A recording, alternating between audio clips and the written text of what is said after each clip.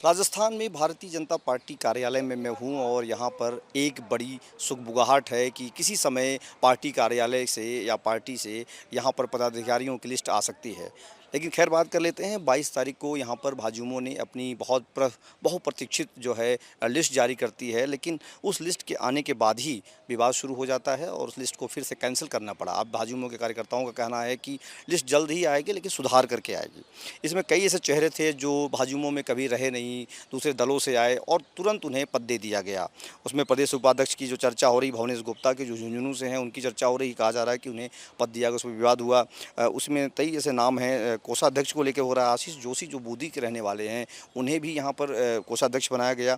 तो इस तरीके से उसमें पारुल गोदारा का भी नाम है। तमाम ऐसे जो नाम हैं उन पे चर्चाएं हो रही हैं। कहा जा रहा है कि ये वो लोग हैं जो पार्टी से या भाजपा में से कोई मतलब नहीं था, लेकिन उन्हें फिर पद मिला और चीज़ें होती चली गई। इसमें कहा जा रहा है कि जितेंद्र गोठवाल जो प्रदेश महामंत्री हैं पार्टी के, उनकी तरफ से कुछ नाम घुसाए गए, जिसकी वजह से विवाद हुआ और फिलहाल लिस्ट रोकी गई है और बहुत जल्द इसकी एक नई लिस्ट आएगी। लेकिन रोचक बात यह है कि जिस तरीके से राजस्थान भाजपा की लिस्ट भले ना आई हो, लेकिन भाजयुमो की लिस्ट में ही विवाद हो गया।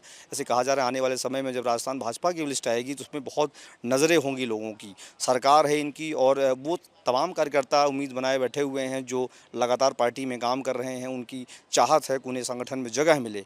लेकिन फ़िलहाल जिस तरीके से लिस्ट आई है उससे ये बात साफ़ हो रहा है कि अब जो लिस्ट आएगी उस पर बहुत ध्यान दिया जा रहा है, चीज़ों को लेकर के बहुत उस पर निगरानी हो रही है। ऊपर से भी बहुत सारे दबाव हैं। तो अब देखने वाली बात यह है कि क्या बीजेपी जो लिस्ट जारी करेगी भाजयुमो की तरह ही उसमें कुछ बदलाव करेगी या नई चीज़ों को लेकर के आएगी, जो सरकार में है उसको संगठन के लोग सरकार में गए उनको बदलाव करेगी।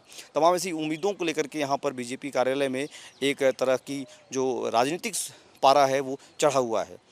एबीपी लाइव से Santosh Pandey, Jaipur. For exclusive and insightful videos, subscribe to our new channel ABP Live Premium.